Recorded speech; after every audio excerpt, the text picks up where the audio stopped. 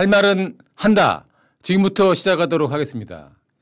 이재명 민주당 대표가 지금 여러 가지 재판을 받고 있는데요. 그중에 하나가 불법 대북송금 재판입니다. 이게 거의 한 6개월 전에 재판으로 넘겨졌는데 아직도 정식 재판이 진행이 안 되고 있다고 해요. 그래서 오늘 재판부가 야, 이런 재판 지연 처음 본다라고 이재명 대표 측이 좀 재판을 좀 서둘러 달라라고 이렇게 일종의 경고를 했습니다. 이 어찌된 사연인지 최원규 논설위원과 함께 이야기를 할 거고요. 또 하나는 지난 주말에 민주당과 민주노총이 거리에서 집회를 했는데 경찰이 폭력을 행사했다. 아니다. 시위자들이 법을 어겼기 때문에 불가피하게 제재할 수밖에 없었다. 이렇게 지금 충돌하고 있는데요. 어찌됐건 이 경찰의 진압 때문에 민주당이 지금 내년도 경찰 예산을 깎겠다고 또 지금 상임위에서 엄포를 놓고 있어요. 이 얘기에 대해서는 김진명 논설위원과 함께 이야기를 나눠보도록 하겠습니다. 자, 먼저 재판 지연 문제인데요. 오늘 이재명 대표가 받고 있는 불법 대북송금 사건 재판부가 네. 이런 재판 지연 처음이다. 예. 이렇게 경고 비슷하게 했다는데 어떻게 된 사연입니까? 경고라기보다는 개탄에 가깝습니다. 개탄이. 예, 이게 뭐냐면 지금 이 사건은 지난 6월에 기소가 됐는데 그 공판 준비 기일만 그동안 3차례 했습니다. 오늘까지 3차례 했는데 공판 준비 기일이라는 건 아시다시피 이제 본 재판에 앞서서 사건의 쟁점, 그다음에 증거를 정리하고 향후 일정을 논의하는 앞으로 이렇게 재판을 하겠다라는 그걸 논의하는 과정인데 그 과정에서 이 이재명 대표 그 변호인들이 사건 기록 복사를 못했다. 또 그러다가 기록 복사가 끝나니까 기록을 다 못 봤다. 뭐 이래가지고 계속 공판 준비기를 늘린 거죠. 그러다 보니까 재판장이 너무나 답답했는지 오늘 한마디를 한 겁니다. 내가 이런 재판전은 처음 본다. 사실 이제 재판장이 법정에서 사실 이런 말은 잘 안 하는 거거든요. 이례적으로 한 건데 그러니까 재판 지연이 너무 노골적으로 이루어진 걸 보고 재판장이 뭔가 한마디를 해야겠다라고 생각을 한 것 같습니다. 예, 우리 그 최영규 논설위원은 오랫동안 법조 출입을 했기 때문에 뭐 재판이나 이런 사안들에 대해서 잘 알고 있습니다. 하지만 이제 저희 시청자분들 대부분은 재판 한 번 받아본 적이 없는 분들이 대부분이거든요. 네, 그렇죠. 그렇기 때문에 뭐 공판 기일이 뭐 있는 거고 본 재판이 있는 거를 뭐 당연히 알 거라고 생각하시면 실제 사람이 이제 그 재판에 넘겨진다는 걸 기소라고 하잖아요. 그렇죠. 기소가 되면 바로 재판을 받는 거 아닌가요? 무슨 공판 준비기일 같은 것들이 뭐 물론 필요하긴 하겠지만 합니다. 네. 이게 지금 6개월 동안 공판 준비만 6개월 한다. 상식적으로 납득이 안 되는데요. 그러니까 뭐 사실은 하려면 할 수도 있습니다. 워낙 방대하다면 할 수 있는데 그 변호인들이 지금 이제 시간이 너무 없다. 기록이 방대하다라고 얘기하지만 사실 기록이 방대한 측면이 있습니다. 이 사건 그 수사 기록이 그 책으로 한 수십 권 된다고 해요. 그러니까 적지 않은 분량은 맞습니다. 하지만 핑계라고 볼 수밖에 없는 것이 2017년에 그 국정농단 이른바 국정농단 사건이 있지 않았습니까? 그 사건이 사실은 이 사건보다 더 기록 규모로 본다면 더 방대하다고 할 수 있습니다. 기소된 사람 숫자도 훨씬 많고요. 그렇죠. 수사 기록은 뭐 방대하다고 할 수 있는데 그 사건이 기소된 뒤에 한 달 만에 거의 한 달여 만에 본 재판이 시작됐습니다. 공판 준비를 거쳐서 그런 걸 보면 그 뭐 기일에 준비에 시간이 걸린다, 기록을 못 봤다. 지금 이재명 대표 변호인들이 하는 얘기는 약간 핑계 아닌가. 저는 그렇게 생각합니다. 이게 적정한 비유인지 모르겠지만 보통 운동선수들이 스포츠 경기를 뛰기 전에 준비 운동을 하잖아요. 그렇죠. 지금 이 불법 대북송금 사건에 있어서 지금 공판 준비 기일이라는 건 일종의 이제 준비 운동인데 준비 운동 같은 거죠. 지금 준비 운동만 6개월째 하고 있는 거예요. 그런 거죠. 예, 본 게임은 시작도 못 했는데 그러니까 준비 운동에 시간이 더 필요하다고 하니까 판사가 이렇게 준비 운동 길게 하는 사람은 처음 봤다면 이렇게 얘기한 거라고 볼 수 있는 건가요? 그런 얘기입니다. 그런 얘기인데 사실은 이거는 변호인들이 의지만 있다면 그 충분히 할 수 있는 겁니다. 네. 그러니까 예컨대 그 오늘 재판장도 얘기를 했지만 그러면 기록이 방대하면 지금 변호인들이 나눠서 보면 되지 않느냐. 그렇게 할 수도 있는 거거든요. 변호인들이 여럿이기 때문에 방대하면 나눠서 볼 수도 있고 변호인들이 정말 이 사건을 빨리 좀 심리해서 종결하겠다라는 의지가 있다면 그거 5개월 지금 가까이 됐는데 충분히 볼 수 있는 시간이라고 생각을 합니다. 자, 그럼 본질적인 문제로 넘어갔으면 좋겠는데요. 저희가 잘 알고 있지만 이제 우리가 그 이른바 중동 축구를 얘기할 때 항상 빠지지 않는 얘기가 침대 축구입니다. 침대 축구는 뭐냐면 시간을 보내기 위해서 최대한 시간을 끌기 위해서 공 오면은 한번 눕고 그리고 한번 골키퍼가 공 잡으면 또 눕고 수비수가 공 잡으면 또 눕고 이러다 보면 45분이 훌쩍 끝나서 0대 0 이렇게 끝나는 게 중동 축구인데 어떻게 보면 지금 이재명 대표의 재판도 일단 시간을 끌어보자 이런 식으로 해서 침대 축구처럼 시간을 끄는 거 아니에요? 네, 그렇게 볼 수 있습니다. 그럼 왜 이렇게 시간을 재판을 끌려고 하는 겁니까? 그러니까 이거는 보면 뭐 사실 오늘 얘기한 거는 변호인들의 얘기지만 이 대표도 사실은 재판 지연 시도를 했던 거거든요. 지난 7월에 보면 이 대표가 이 사건에 이 사건이 심리하는 것이 수원지법이거든요. 예. 수원지법인데 이 사건을 서울중앙지법으로 옮겨달라. 그러니까 지금 대장동 재판을 하는 재판부에다가 이 사건을 병합해달라. 그래서 같이 재판받게 해달라고 신청을 했습니다. 그런데 아시다시피 이 대장동 사건은 대장동 사건, 백현동 사건, 위례 사건, 성남FC 불법 후원금 사건 이 네 사건이 병합돼서 재판을 받고 있습니다. 근데 아직 재판이 절반도 못 갔거든요. 거기에다가 이 대북송금 사건까지 얹혀지면 이 재판은 정말 하염없이 늘어지게 됩니다. 근데 그러니까 대법원에서 결국 기각이 됐죠. 보름 만에 기각을 했습니다. 그러자 이 대표가 또 이제 요청을 합니다. 재판부를 재배당해달라. 지금 재판부가 이화영 전 부지사 대북송금 사건으로 기소했던 이화영 전 부지사에 대해서 징역 9년 6개월의 중형을 선고했던 재판부입니다. 그러니까 이게 자기가 무죄 추정 원칙에 어긋나니까 재판부를 바꿔달라고 했는데 사실은 이런 이유로 재판부를 재배당할 근거는 법에 전혀 없습니다. 그런데도 요구를 한 거죠. 결국 이것도 기각됐습니다. 그러니까 사실 이 대표부터 계속 재판을 지연시키려는 노력을 했던 거고 거기에 변호인들은 변호인대로 또 계속 기록 검토를 못했다고 해서 재판을 지연했던 겁니다. 이렇게 이해를 하면 될까요? 지금 대북송금 사건의 일단 어떤 흐름 자체가 그리고 판사 지금 재판부가 이화영 경기부지사한테 아까 말했던 중형을 선고를 그렇죠. 했습니다. 그럼 사실 이화영 부지사는 이재명 당시 경기지사와 밀접한 관련이 있는 상황에서 그 불법 대북송금 사건에 연루가 됐던 거고요. 이화영 부지사가 징역 9년 6개월이었죠. 징역 9년 6개월의 중형을 받았다고 판단한 재판부라면 이재명 당시 경기지사에게도 중형을 선고할 가능성이 매우 높다고 우리가 상식적으로 추정을 할 수가 있겠죠. 왜냐하면 그렇죠. 상식적으로 이재명 대표는 몰랐고 이화영 지사 알아 다 했다. 이런 판단이 나지 않는 이상은 현 재판부가 재판을 계속 한다면 이재명 대표에게도 중형이 예상이 된다는 게 우리의 상식적인 추론 아니겠습니까? 그렇죠. 그렇다면 이재명 대표 입장에서는 이 재판부가 결론을 내리기 전까지 최대한 시간을 끌어서 이 재판부의 임기가 다 끝나서 다른 재판부로 옮길 때까지 한번 시간을 끌어보자. 그런 속셈 아닐까요? 뭐 그런 거죠. 그러니까 이거는 뭐 지금 사회자께서 말씀하셨다시피 이전 부지사한테 유죄가 선고가 되면 사건의 성격상 이 대표도 유죄가 선고될 수밖에 없는 구조입니다. 그러니까 이 대표 입장에서는 최대한 조금이라도 그러니까 재판을 지연하려고 하는 거죠. 근데 지금 문제는 사실 지금 이 사건 재판장이 내년 2월이면 교체 대상입니다. 그러니까 지금 수원지법에서 지금 3년째 근무를 하고 있거든요. 근데 재판 보통 이제 법원 인사가 보통 나면 3년 정도 되면 바꿔주게 되거든요. 물론 이제 본인이 내가 이 사건을 끝까지 끝내겠다라고 하면 할 수도 있지만 통상적으로는 바뀝니다. 그런데도 이렇게 집요하게 계속 재판부한테 뭔가 요구하고 해서 재판 지연을 하는 건 조금이라도 지금 이 사건 재판부가 이 사건 재판에 관여하는 거를 원치 않는다라는 그런 이 대표의 입장이 반영됐다고 볼 수밖에 없습니다. 예, 계속 제가 축구에 좀 비유를 하는데요. 지금 이제 이번 경기는 축구로 따지면 이재명 대표가 거의 2대 0으로 지고 있는 상황입니다. 지고 있는 상황에서 현재 심판도 본인이 보기에는 별로 자기한테 유리한 판정을 그렇죠. 안 해주는 심판이기 때문에 일단 계속 누워서 시간을 끌고 침대 축구를 하면서 시간을 끌어야 어찌됐든 막판에 연장전에 골 2개 넣고 다음 심판이 올 때까지 뭐 기다려보겠다 뭐 이런 속셈인 것 같아요. 그런 거죠. 예.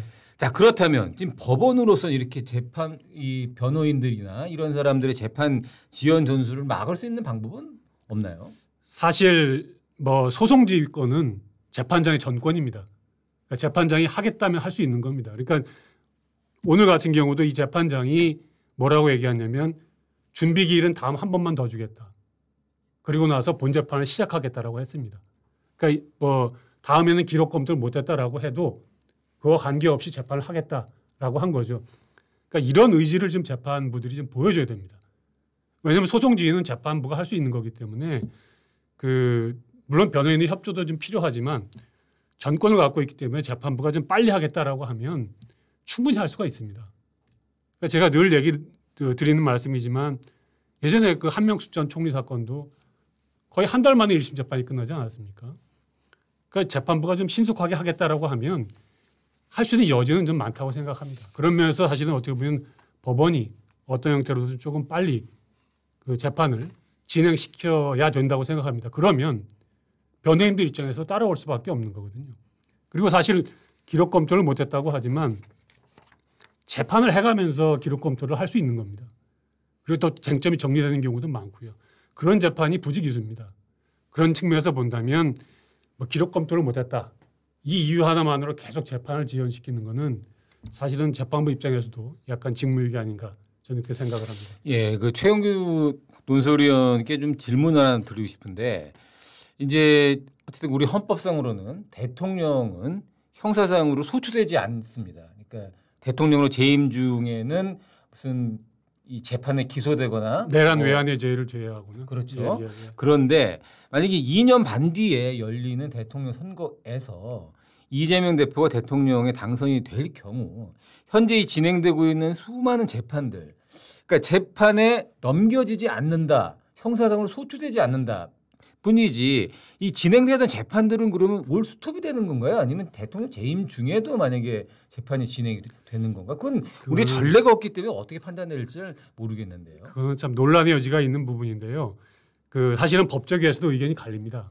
근데 약간 제가 보기엔 그 재판이 중지된다고 보는 견해들이 좀 우세한 것 같습니다. 왜냐하면 지금 사회자 얘기대로 형사상 소추를 받지 않는다. 내란 대통령은 내란 외환의 죄를 제외하고는 형사상 소추를 받지 않는다는 것은 기소인데 그거는 결국 재판까지 포괄하는 개념 아니냐라고 보는 것들이 라고 보는 시각들이 조금 더 우세한 것 같습니다. 그래서 이건 논란의 여지가 있지만 그 현실적으로는 대통령이 된다면 재판을 좀 진행하기 어려운 거 아닌가라는 의견들이 더 많습니다. 그런 측면에서 보면 사실은 이런 재판들 예컨대 대북 송금만 해도 상당히 어떻게 보면 이게 사실이라면 중죄에 해당하는 거 아니겠습니까? 그렇죠. 그런데 이런 의혹들이 있다면 이런 의혹들이 해소되지 않은 상태에서 대선을 치르게 된다면 사실은 사회적 혼란이 엄청나게 일어날 수밖에 없습니다. 예컨대 이 대표를 지지하지 않는 사람들 입장에서는 그걸 받아들일 수 있을까요? 저는 어려울 거라고 생각합니다. 그런 측면에서라도 법원에서 사실은 이렇게 중요한 재판 같은 경우는 조금 집중 심리를 해서라도 조금 빨리 대선 전에 뭔가 결론을 내려줘야 된다고 저는 생각을 합니다. 그리고 또 하나 이 기회를 빌어서 말씀드리고 싶은 거는 이재명 대표는 사실 이 재판에 대해서 이 사건에 대해서 뭐 다른 사건들도 마찬가지지만 다 조작됐다고 하지 않았습니까? 뭐 말이 안 된다 소설이다 뭐 이랬는데 그렇다면 이 대표가 사실은 재판 지연할 이유가 전혀 없는 거죠. 빨리 선고를 받는 게 이 대표 입장에서 유리할 테고요. 대선에 나오려고 하는 사람이라면 그런 면에서 본다면 사실 이 대표 측에서 자꾸 이렇게 재판을 지연하지 말고 조금 더 적극적으로 신속한 재판에 협조해야 되는 거 아닌가 저는 그렇게 생각을 합니다. 예, 그렇습니다. 그 이재명 대표와 민주당 입장에서는 어쨌든 2년 반 동안만이라도 시간을 끌어서 대선 전까지 재판을 최대한 선고가 안 나게끔 해서 일단 대선만 가면 된다라는 이런 생각이겠지만 또 다른 한편에서는 이런 상태에서 어떻게 보면 화장실 문을 열어놓은 상태에서 화장실을 나온다? 이거는 국민들에게 되게 아주 좀 불안하면서도 불안전한 선택이거든요. 이렇기 때문에 법원은 빨리 어떤 뭐 최종심까지는 안 되더라도 이번 달에 곧 선고가 나오는 선거법이나 위정교사 사건처럼 최소한 이게 재판이 끝까지 갈 경우에 유죄가 될 거다, 무죄가 될 거다라는 어떤 기준들은 제시를 해줄 필요가 있어요. 그렇습니다. 시간상으로 뭐 대법원까지 최종심까지는 못 가더라도 그렇기 때문에 아무리 이번에 민주당이 예산심사에서 법원 예산을 증액을 시켜준다 하더라도 그냥 그거는 그거대로 보시고 정말 법원이 이 해야 될 기본적인 업무인 재판을 빨리빨리 진행을 해서 국민들이 정치적 선택을 할 때 혼란을 갖지 않도록 해야 되는 게 법원의 의무이자 역할이 아닌가 싶습니다. 맞습니다. 예, 그리고 이제 또 다른 이야기인데요. 어제 국회 행안위에서 뭐 갑자기 경찰 특수활동비 특정 업무 경비, 뭐 경비국 예산 뭐 이 삭감 문제를 가지고 여당과 야당이 싸웠다면서요. 네. 왜 얼마 전에 검찰 특수활동비 가지고 민주당이 깎겠다고 협박했던 거는 뭐 얘기는 들었었는데 왜 또 경찰까지 또 이렇게 네. 적으로 돌리려고 하고 있나요? 어제 그 국회 행정안전위에서 경찰청장 이제 그 조지호 경찰청장이 출석한 가운데 전체 회의가 있었는데요. 이제 원래는 뭐 예산도 좀 심의하고 그렇게 해야 되는데 9일 날 저희 이제 서울 도심에서 3개 이제 집회가 있었거든요. 이제 그 한국노총이 여의도에서, 그다음에 오후 4시에는 민주노총이 세종대로와 숭례문에서, 그다음에 오후 6시에는 민주당을 비롯한 야당들이 이제 숭례문 앞에서 집회를 했는데 그 중에서 오후 4시에 한 민주노총이 세종대로 시위에서 좀 경찰하고 충돌이 있었고 그 과정에서 사회민주당의 한창민 대표, 지금 이제 국회의원인데 뭐 경찰하고 약간 몸싸움이 있었던 것 같습니다. 근데 그 부분에 대해서 야당이 그 조지호 경찰청장한테 포괄적인 강경 진압에 대해서 사과를 하고 책임자 징계를 해라 이런 식으로 요구를 했더니 조 청장은 이제 우리는 충분히 집회 시위법의 절차를 따랐고 그다음에 불법 행동이 좀 오래 이어졌다. 그래서 제가 이제 내용을 보니까 원래는 민노총이 세종대로가 9차로인데요. 7차로를 이제 점거하고 시위를 하겠다고 신고를 했고 경찰은 주말에 7차로를 막으면은 교통이 너무 막히니까 5차로만 이제 시위를 해라 이렇게 허가를 내줬는데 9차로를 다 점거를 했습니다. 그러니까 9차로를 점거하기 위해서 이제 경찰 방어선을 미는 과정에서 좀 충돌이 있었던 거죠. 그래서 이제 경찰청장 입장에서는 불법 행동이 상당 기간 지속됐고 경고를 해도 종료가 되지 않았고 우리는 다른 시민들도 고려하지 않을 수 없다. 그래서 다른 시민들을 위해서 길을 열어주라고 했는데 비키지 않아서 이제 발생한 상황이니까 사과를 할 수 없다고 했죠. 그래서 행안위가 파행을 했고요. 파행을 하고 나서 이제 따로 야당 의원들이 비공개 회의를 하면서 거기에서 경찰의 특수활동비, 그다음에 특수 업무 경비 또는 이제 약간 이제 내용이 어느 범위가 될지는 모르겠는데 집회 시위를 담당하는 경비국 예산까지도 좀 들여다보겠다, 삭감하겠다라고 말을 하고 그런 입장이 경찰에도 이제 전달이 됐습니다. 아니 근데 이제 보통 저희 일반 시민들 같은 경우에는 뭐 속도 위반을 해도 딱지를 끊고 네. 무단횡단을 해도 딱지를 끊고 그렇죠. 그리고 뭐 세종대로 9차로 거리에 그냥 무단으로 걸어갈 생각도 못하는 건데 네. 합법적인 집회를 했으면 경찰이 당연히 그걸 막지를 않았을 테고요. 네. 그리고 이 충돌 과정에서 105명의 경찰이 부상을 당했다는 네. 보도가 네. 나왔습니다. 네. 그러면은 민주노총이 이 차선을 넘어서는 불법도 했고 경찰에게 폭력을 행사하는 불법까지 했으면 그거에 대해서는 대가를 받아야 되는 게 상식적인 거 아닌가요?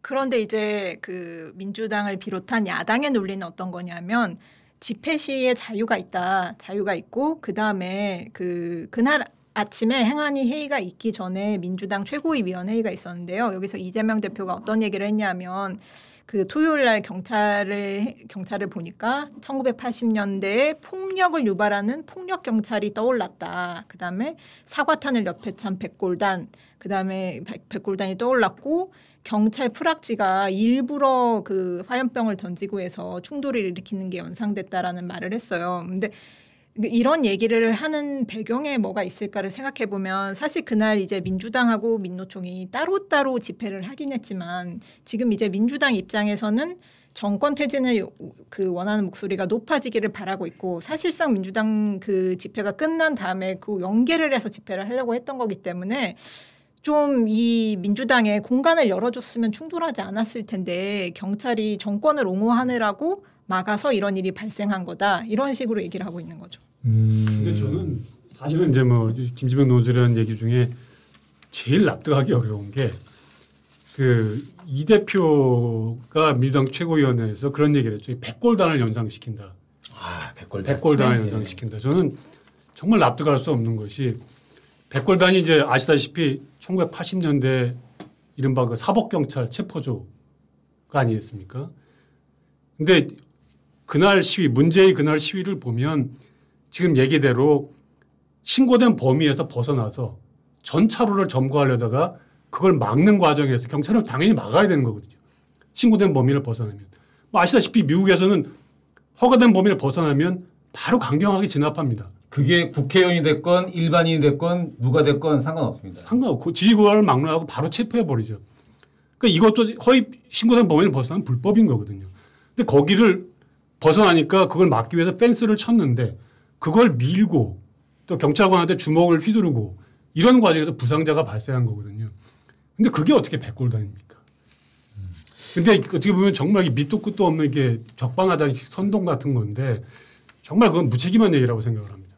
예, 저는 이제 저희 광화문이 직장이기 때문에 뭐 본의 아니게 집회나 도로 점거하는 집회를 많이 봅니다. 많이 보는데 제가 이제 이재명 대표의 오늘 회의 발언 중에서 백골단을 떠올리게 한다는 얘기를 보면서 약간 좀 실소를 좀 자아냈는데 요즘 이 집회나 시위 관리하는 경찰들 보면 정말 너무 착해요. 너무 착하고 이 시위하는 분들한테 이렇게 이쪽으로 와주세요, 저쪽으로 와주세요 이렇게 친절한 분들 본 적이 없었거든요. 근데 제가 기억하는 백골단은 뭐 이를 와주세요 이런 거 없이 그냥 이 헬멧 쓴 분들이 바로 와서 그냥 2단 옆차기로 이 학생들 잡아가고 곤봉으로 팼던 기억밖에 저는 기억에 남는 게 없는데. 근데 지금 우리 경찰이 그럽니까? 그러니까 그냥 일로 와주세요, 절로 와주세요 이런 경찰한테 백골단이 떠오른다는 얘기는 이분이 백골단을 본 적이 있나라는 생각이 들 정도였거든요. 제가 보기엔 못 본 것 같아요. 예, 저는 백골단 못 보신 것 같고 아마 원발치에서 보신 것 같은데. 백골단한테 한번 맞았으면 이런 말씀 못 하실 것 같은데. 아마 지금 이 백골단 이런 이야기는 너무 지금 현재 경찰을 악마화하려고 하는 것이 아닌가. 그리고 게다가 시위를 그런 폭력 시위를 유도했다라는 하고 이야기도 좀 너무 과도한 이야기가 아닌가 싶어요. 지금 민주당은 뭐 말로는 탄핵을 얘기 안 꺼내 정권 퇴진을 요구하는 민주노총과는 우리는 결이 다른 시위를 하고 있다라고 얘기를 하지만 며칠 전에 민주당 의원 성명에서 롱패딩을 준비하라라는 이야기를 할 정도로 이제 아마 지금부터 쌀쌀해지는 겨울까지 아마 주말이 되면 민주노총, 민주당 따로따로지만 정권 퇴진을 요구하는 민주당 그리고 김건희 특검법 수용을 요구하는 민주당이 계속 주말에 나올 겁니다. 나올 거기 때문에 정말 매 주말마다 극도의 혼란을 얘기가 되지만 중요한 건 합법적인 시위를 해야 된다는 거죠. 게다가 지금 민주당 일부에서는 의원들을 상대로 이렇게 폭력을 행사할 수 있냐 이런 얘기까지 나오는데 이게 일종의 특혜 요구 아니에요? 제가 그 영상을 봤습니다. 그 한창민 대표가 뭐 경찰로부터 폭행을 당했다는 영상을 봤는데요. 그 과정을 보면은 시위대가 이제 경찰 방어선을 계속 밀고 나가니까 그 사이로 비집고 들어가서 경찰들 틈으로 비집고 들어갔거든요. 근데 경찰 입장에서는 경찰 방어선을 뚫고 들어오는 사람이니까 당연히 막으려고 했을 수밖에 없을 것 같고요. 이제 뭐 말로는 폭행을 당해서 갈비뼈가 골절됐다고 하는데 사실 그 영상만 봐서는 정확히 어떤 문제 때문에 그 몸싸움이 벌어졌고 어떻게 넘어졌고 이런 걸 알 수가 없고요.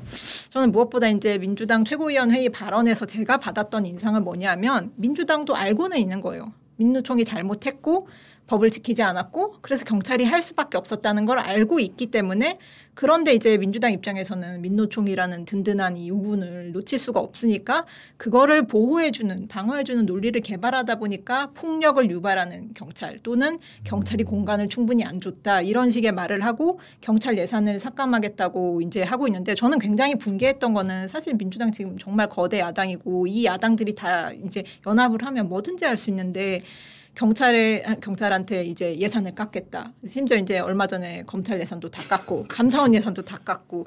그러니까 어떤 법 그 사실 국회의원은 법을 이제 준수하고 법 질서를 지키는 게 자기네의 의무인데 그걸 하는 기관들의 예산을 이제 가지고 겁박을 한다는 게 정말 좀 이런 일은 있어서는 안 되지 않나라고 생각합니다. 그렇습니다. 그 제가 이번에 의원들을 어떻게 뭐 이렇게 할 수 있냐면 이런 주장하는 거 보니까 뭐 시대의 히트작이죠. 영화 범죄와의 전쟁에서 보면은 이거 최민식이라는 배우가 경찰서에 끌려가서 경찰이 뭐라고 하니까 내가 너그 서장이랑 사우나도 가고 밥도 먹고 너 내가 누군지 아냐 뭐 이렇게 하다가 한 좀 행패를 부리는 장면이 나오는데 물론 뭐 직접적으로 비유할 수 없겠지만 내가 누군데 이런 거 아니에요 지금? 네, 내가 누군데 네. 경찰이 나를 때리면 이런 건데 그런 생각을 하고 있는 분들이 있다면 다음부터 집회 나갈 때 여기 머리에다가 국회의원이라고 딱 이렇게 알 수 있는 사실 뭐 요즘 300명이나 되는 국회의원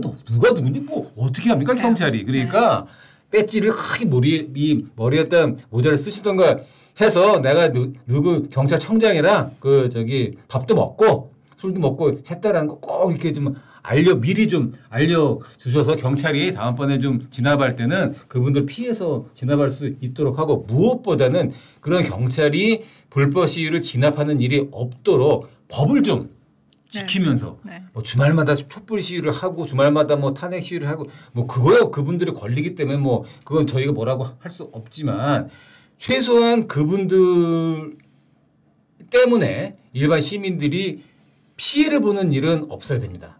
그렇기 때문에 법을 좀 지키면서 시위를 하고 그리고 그런 시위를 정리를 했다고 해서 경찰 예산 깎겠다고 하는 그런 좀 어떻게 보면 좀 유치한 이러한 것들은 좀 안 봤으면 하는 게 저희 바람입니다. 예, 지금까지 할 말은 한다였습니다. 감사합니다.